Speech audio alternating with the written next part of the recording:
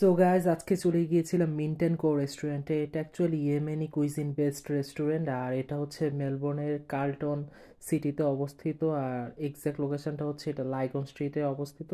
So এটা আপনার Google map দেখে চলে যেতে পারেন। আর এই রেস্টুরেন্টটার স্পেশালিটি হচ্ছে এখানে সব অথেন্টিক ইয়েমেনি কুইজিন পাওয়া যায়, আর প্রাইসটাও একটু এক্সপেন্সিভ, বাট খাবারগুলো প্লাস অ্যাম্বিয়েন্স সব কিছুই আমার কাছে ভালো লেগেছে।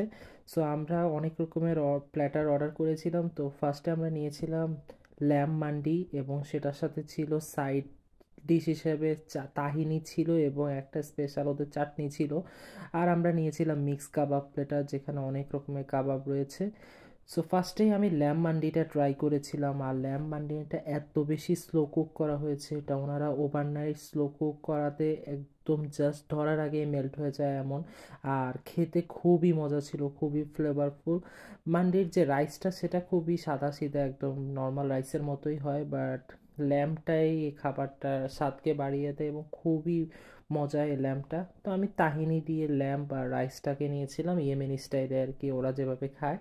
সো খুবই মজা লেগেছিলো। এরপর আমরা মিক্স কাবাব প্লেটারগুলো যেগুলো নিয়েছি সেখান থেকে আমি এই কাবাবটা খেয়েছি। এটা হচ্ছে টার্কিশ আদানা কাবাব ছিল, এবং ল্যাম্প শ্যাঙ্কও ছিল এই কাবাব প্ল্যাটারের মধ্যে, সেটাও তাহিনি দিয়ে খেয়েছি। তাহিনিটা অ্যাকচুয়ালি ইয়োগার্ট দিয়ে তৈরি, তো সো খেতে খুবই মজা লাগে। আর কাবাবগুলো এক্সট্রিমলি সফট আর ফ্লেভারফুল, খুবই মজা। সাথে এখানে চিকেন কাবাবও ছিল। চিকেন কাবাবটা অ্যাভারেজ, আর এই ইয়েলোইশ চাটনিটাও তেমন একটা মজা না, বাট তাহিনিটা খুব মজা ছিল। এখানে একটি সীসা বারও রয়েছে, যারা সীসা ট্রাই করে মিডল ইস্টার্ন কালচারটা আর কি, যারা মিডল ইস্টের মানুষ ওরা অনেকে ট্রাই করে। আর অ্যাম্বিয়েন্সটাও খুবই সুন্দর, একটা সৌদি অথবা Yemeni middle eastern type vibes রয়েছে। সো এটা আমার কাছে, আমি ঘুরে ঘুরে দেখছিলাম আমার ফটো সেশনের জন্য খুবই ভালো একটা স্পট। আর অ্যাট দ্য এন্ড আমরা নিয়েছিলাম টার্কিশ বাকলাভা।